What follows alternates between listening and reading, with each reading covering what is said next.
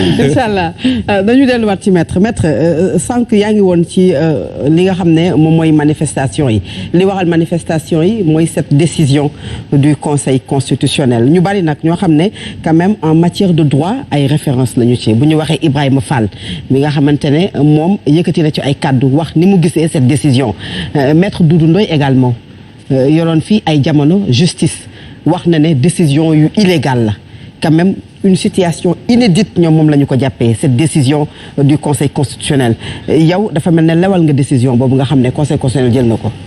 Faradou maa ngi nuyu le professeur Ibrahima Fall. jàngal na ma. élève laa woon. ndeysaan ñëpp ko bëggoon ndax waxuma la ni mu doon solo bu ñëwee ak ni muy peñewoo karaw gi impeccable. mais charisme bi ak ni muy maîtriser droit bi. da nga yàkkamti bu ñëw ba commencé kuuram. di nuyu sama xarit sama grand dundoo yi nga xam dama bëgg bu ma gisee dara ma dàll yi souci yi dàll yi nga sol kenn du ko sol Sénégal. donc merci grand Doudou ñoom ñëpp c'est des d'éminents juristes. am na fu ma d'accord ak ñoom am na fu ma d'accord ak ñoom. ci la jàngal maître. oui.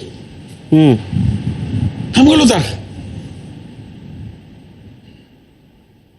man d'accord ma nga décision conseil constitutionnel foofu ñoo ci ànd. d'accord ci décision bi. d'accord ma ci laaj ma lu tax. nan moo tax. droit dafa neex fu ma d'accord ak ñoom ak fi ma d'accord ak ñoom lay wax d'accord ma ak conseil constitutionnel mi nangu. Yewwi bokk ci élection yi Yewwi warutoon bokk ci élection yi te Yewwi tey day bokk comme ni Benno di bokkee lay bokk même droit am na liste proportionnelle boo xam ne mën na ci am 50 députés lépp lu Benno am mën na ko am département yëpp am na ci droit dem te waaye nag Fara nag bu dee nag gaaw ñu fàtte nag kay foofu laay commencé waxaa dégg nañ fi kay Déthié Fall ak Saliou Sarr waay xaa dégg na fi juróomi góor 2 jigéen ñaari góor ñaari jigéen juróomi góor pour département de Dakar xaa dégg na fi kay Cheikh Bara Dolly Mbacké ancien président groupe parlementaire PDS léegi boo ko nekk sax mu ne ñoo fa nekkoon entre Wallu Yewwi di marchandé ku nekk bëgg a dugal ba dugal góor yëpp ah ñuy jéem a sàcc di triande naan am na tur de paala mën na góor mën na jigéen mën na am kenn du ko xam Cheikh Mbacké Bara Dolly moo ñu ko xamal moo leen weer ñu ne turu paala boobu lañ foo di jigéen la pour nekk 3 jigéen ak 4 góor xam nga boobu day am parité ndax sept lañ Dakar waaye ñi ku leen jóg réew ay truand ay ñuy sàcc ci ay papier ñi wax ne ay truand ay escroc lañ escroc politique kii di Saliou Sarr la Saliou Sarr ne Déthié Fall la moo def tampon bi laajeen ko bu leen ko laaj ñu tamante ndëmb sur maire bi nga xam ne moom musiba la Dakar xam ne rëccu nañ bi ñu falee booy guerrier nga xam ne guerrier lay jaay. waa Dakar ñoo la ko wax. waa Dakar wax ñu la loolu maître. waa Dakar mais waa Dakar wax ñu la loolu. vous pouvez pas parler au nom des habitants de Dakar. mais dama rencontré ñu bëri. mais loolu du baromètre maître. yow gis naa maire yu bëri sax yu rejoindre léegi. c'est pas un baromètre. yow maire Biscuiterie yi xam nga wàllu la woon xam ñi nga ànd ak léegi Yewwi xam ne erreur bi ñu def. Djibril Wade. fekkee na Macky Sall maire yi Wakam indépendant la woon Wakam laay wax de Guèye la xaw ma fekkee na Macky Sall Bamba Fall proche de Khalifa Sall fekkee na Macky Sall ñu ngi dem rek dara desatuma presque. yow ñooñu ay jàmbaar nga leen jàppee da nga leen di tàccu des transhumants. ñoo xamante ne dañu taxaw wax lu nekk président de la république après ñu dem ci moom. ku fi transhumé wu ñeneen ñuy jógee barki de mondial ONAS la Sénégal ji sànq bi doon nekk plateau yi devant Macky Sall. oui ñu tëbal ko rek mu nekk léegi Sonko. waxal boobu transhumance. des deux côtés ah Moussa Diop bi nga xam ni. des deux côtés ah moo Barthélémy Dias dem nañ fi tribunal kii ne ko sàcc nga da nga jaay terrain Sotrac bi. Dakar da nga ko jaay waa après ñu def ci seen siège lii la ko jaayee jaarul yoon ba Moussa Diop porte plainte Barthélémy Dias maire Mermoz dañ ko tëbalee moom Moussa Diop mu daje moom Sonko di jubale Sonko ci digg bi Moussa Diop à droite Barthélémy à gauche ñu ne retiré nañ plainte léegi juboo nañu ku transhumé jógee fee daal ndax yoroon nga ndomboy tànk yorotoo ko yaakaar Sonko falu nga nekkaat dara ci wetam doo transhumant kon ñëpp transhumant lañ may avancé bu leen jox ay transhumant ay jógee fii dem fee nangul ma loolu tamit man du ma fen de dama dul far nag comme yenn journalistes yi duñu xool beneen boor bi man yëpp laay xool kon bu nangul leen ñoom ñu transhumé comme la Sénégal yi sax ONAS moo ëpp ay marché ci direction yëpp ndax buy taw ñoo yor assainissement bi yëpp ay milliards la nga nekk lu mat 7 ans 8 ans ñu tëbal la rek nga daal di dem opposition xam nga loolu yow yëfu jaam la yëfu gor donc waxal boobu tamit c'est pas éthique. des deux côtés ah laa wax bi nga waxee laa des deux côtés bu rattrapé wu. waaw da nga ni maire yooyu ay transhumants lañ. ñi nga cité laa la waxal dama yëg Sénégal yi xoolal. quand je parle je m'adresse aux Sénégalais yi nax dox seen maay. c'est clair ay maire yoo xam ne erreur lañ def bi ñu falee. bi ñu falee bi ñu àndee ñoom ñëpp le maire de la ville muy kooku dem di xeex policiers yi ñemee fen ñëw naan damay dugg parce que dañuy falsifier suñu liste administration bi moo changé suñu liste Mohamed waxul loolu bay xeex policiers yi ci buntu ba ñu teg ci 1 heure de temps ñu dégg ni ñu naan Saliou Sarr la kon ci seen biir la Saliou Sarr Déthié Fall la ana administration bi foofu moo kon maire bi fen na Dakar mérite na maire bi fen publiquement dem di xeex en tant que maire premier magistrat de la ville de Dakar di bu xeex naan dégg nga maa ngi au policier da ngeen maa ngi au booyee dégg nga keroog da ngeen wut renfort booyee ñëw leen fekk ma fi ko façon boobu maire boobu lañ soxla Barthélémy Dias devant les policiers à la DG mu ne day dugg ñu ne ko doo dugg mu ne damay dugg ndax da ngeen falsifier seen liste Dakar ñu ne ko doo dugg mu ne vous allez voir xale yi ñu leen fekk ma fii kenn fekk ko fa am na wala amul xale yi léegi ku ne du la wujji ndax duñu wujji benn bandi ak benn terroriste mani il faut arrêter la complaisance dama ni conseil constitutionnel d'accord ma ci lim décidé ndax dafa faral Yewwi trop Yewwi dañ ko mbay lu ëpp ba mu jógee mu réew fuuy yow wóor na ni dañoo bind ni parmi les causes d'irrecevabilité première cause bi xam nga lan la liste incomplète la liste de Yewwi est incomplète parce que am na koo xam ni amul âge pour bokk waa PUR ñoo ko joxe ñu may leen 3 jours pour ñu remplacer ko 3 jours yi jeex ñu indi koo xam ni mu ngi woon ci suppléant yi kon xam nga mënul génn si ndax am na fu nekk ba pare kon ba léegi kon am na vide ndax kay mu sepp nañ ko kon kay ca la Sonko bindee ni ñun kay deene bokk duñ bokk wala wax ko mu ne erreur yu garaaw tax na duñ bokk ci élection yi wax nga kenn du ko répété ndax dafa ñëwaat ni ku ma teree bokk ma jaale suma bakkan élection di fa am te bokkuma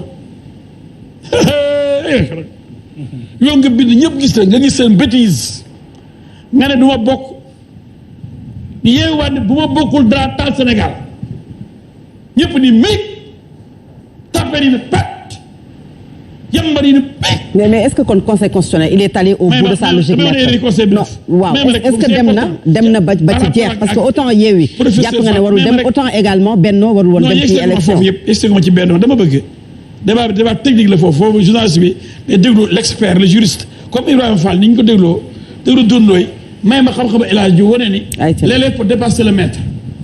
L'élève peut dépasser le maître. Oui. Et vous pensez dépasser le maître. Dépasser wala ñu war a jàngal Fatick wala ba léegi moom élève la Ibrahima Fall dépassé wala ñu ko formé Ibrahima Fall dundooy ñu war a jàngal école bii ca dem xaw ma ci lébu yi dépassé wu leen voilà bi yow looy wax ni yow it. man damay laaj rek. l'élève dépasse souvent le maître yow it. moi je vous pose juste des questions. ma nekk naa ministre est-ce que sama prof yëpp nekk nañ ministre. oui parce que le maître moom il se réjouit de voir son élève aller plus loin et même le dépasser donc loolu satisfaction du maître maa formé président dafa neex l'avocat international El Hadj Diouf maa doon professeur sama prof dañu kontaan ci man bi ma gisee ak sama maître yi ma ne la d'accord ma ak ñoom ak fu ma d'accord ak ñoom conseil constitutionnel dafa ni Yewwi day bokk te loi bi dafa ni liste incomplète warul bokk donc liste Yewwi warul bokk ci élection yi waxuma titulaire rek de liste bi yëpp y compris suppléant yëpp national ak yëpp ba pare ñu ne violation de la parité cause d'irrecevabilité la nu ñu mën a nangulee jigéen di remplacer góor bu dee dafa am erreur matérielle c'est-à-dire mu am góor boo xam ne dafa démissionné wala dañu tëb ko naa góor ma koy remplacer mais ñuy jaay truand foofu dañooy gën a muus nit ñi naan moo ñu ne gars yi démissionné la ñu dugal ay jigéen mais jigéen mooy remplacer jigéen parce que bu dee loolu liste yëpp mën na ñëwaat def 60 góor ah bu dee liste 53 la nga def 50 góor ak 3 jigéen ñëw DG rejeté la nga indi dem indi 20 wut ay 20 et quelques jigéen pour dugal leen xam nga loolu serait le désordre kon Dakar bi ñu nangu aussi c'est une violation de la loi. d'accord ci ak constitution. donc xam nga faral nañ ko ci listam indi ay suppléants alors que waruñoo bokk Dakar nga xam ne aussi waruñoo bokk ba pare xam nga violation de la parité neewuñu kii kan la. man de Déthié war nañ bu Barthélémy bi. Déthié Fall la maître. man bu dee kii laa bëgg li du Déthié du bii paa bi may wax ni mooy bi ñëwee DG. waaw mais waxal rek ñuy wax maire de Dakar Barthélémy Dias dem di jaay xoolal dem di xeex ak ay policiers naan dañoo sàcc ci kenn sàccu leen. d'abord maire du fen. maître kaddu yi dafa waddu aussi maître kaddu yi waddu ko aussi. kooku li muy wax président mu gën a garaaw Barthélémy Dias. waaw mais quand même sur un plateau li muy wax président yéen non bu fi toogee maître bu fi toogee bu fi Ousmane Sonko toogee yëkkati kaddu yooyu ñu wax ko ko yow également boo fi toogee yëkkati kaddu yoo xamante ne kaddu yi nga fi yëkkati quand même ñu wax la ko aussi. ci alxuraan booy tari booy naan fen ci bàkkaar yi gën a rëy la ginnaaw bokkaale mooy bàkkaar bi gën a rëy fen boobu doo ko tuddee ne fen kon kay dara nekk ci bu tudd ko fen la fen kay wax. mais maintenant mooy firi. waaw parce que mooy firi oustaz doo ne fen moo gën a bon ginnaaw bokkaale ci bàkkaar yi fen la yàlla gën a sib gën a bañ mais non fen moom da ngay wut beneen tur fen ngay wax. fen ngay wax nañ bàyyi di jéem a nit ñi wax ay dëggam ñaa ko war a waxee nii. kaddu kat dañ koy waddu aussi. mais bu dee nit waxul dëgg bàkkaar bu dee boobu da nga koy rafetal. bàkkaar kenn du ko rafetal oustaz. bàkkaar kenn du ko. rapidement parce que yéen am na yeneen question te li ñu dese bëriwul aussi. dama bëgg di nga dégloo dundoo yi. waaw dama ko dégloo de ak Ibrahima Fall mu tojee le droit bi Sénégal yi comprendre manipulation yi xam nga li gàcce la un maire di ñëw di xuloo. waaw kon dem ci directement maître. ci loo xam nekku ci dëgg kii ku la ko wasal mu nekk député kii ñeme ngeen ko fal waa Dakar kii. maître Dakar ñeme ngeen faar kii. maître bu nekkee député kii. maître répondral li du gàcce. maître répondral ci question yéen ñi fal maître répondral ci question bi. par rapport au conseil constitutionnel. Barthélémy Dias muy xëy ak policiers yi. ñëw di fenal administration ni dañoo changer seen liste. la question c'est pas Barthélémy ni Déthié Fall. may ma rek. waaw li may xëy na du neex ci faral ñoom ñooñu. non du tout loolu amu ci. bu ma doog waaye yow tamit li may mën xuloo ma damay leeral ndax dafa am ku ñëw en tant que premier magistrat. jàlloog askanam xam askanam dem taxaw ni DG Mohamed dañoo falsifier suñu liste ba ban tur la ci DG yokk kan la ci wàññi kuñ ci remplacer fan sur toute la ligne mu ñëwaat ñu ne dañuy dafa am ñu démissionné ñu changé seen tur waaw góor booy remplacer góor jigéen remplacer jigéen loolu la amul ñu soog a nag jéem équilibré donc escroquerie politique ñu naan démission booy démissionné góor booy remplacer góor jigéen mais lépp conseil constitutionnel may leen ko kon conseil constitutionnel man d'accord ma ci décision am ndax bëgg jàmm ba tant que violer loi bi koo xam ne warul bokk ci élection yi du tout ba soo ko bind ko nga bokk ci ba mu am na liste proportionnelle amul benn problème am na liste département Dakar ci warutoon a am liste ci ma yëgal benn affaire est-ce que nga même départemental comme Dakar boo nanguwul parité bi liste yëpp la ñu annulé waroo bokk ci élection yi. alors.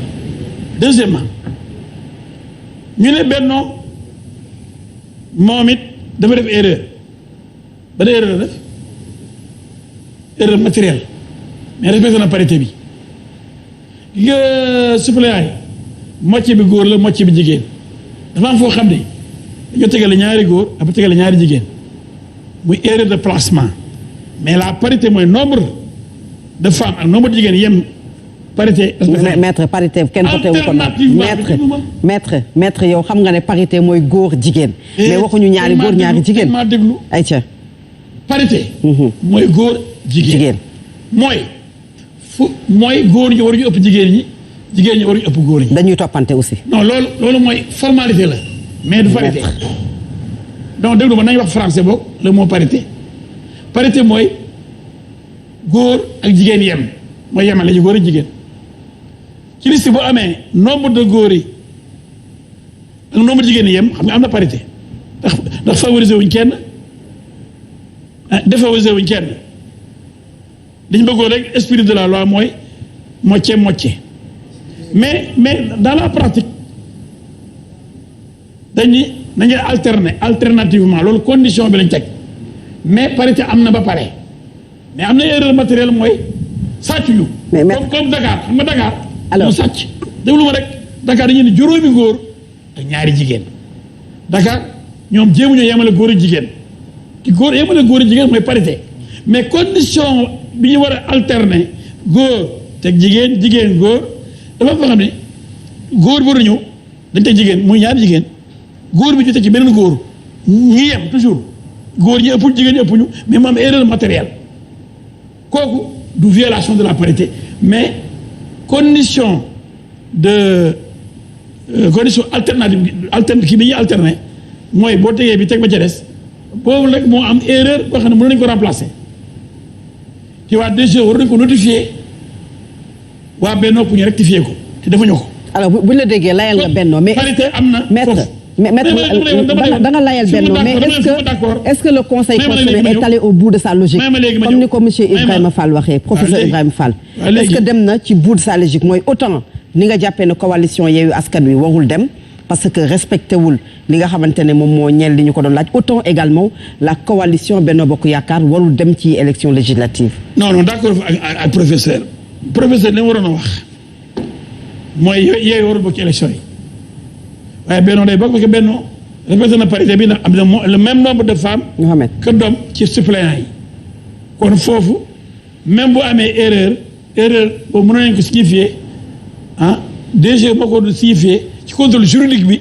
ñu daal koy ñu indi beneen nit xoolal xam nga fee dañ jël yeneen nit indi dañuy jël yeneen nit indi Dakar fii toog deux góor ak doo jigéen ñi da ngay defaa nii rek kon amul dara bu ñu yore parité bi par contre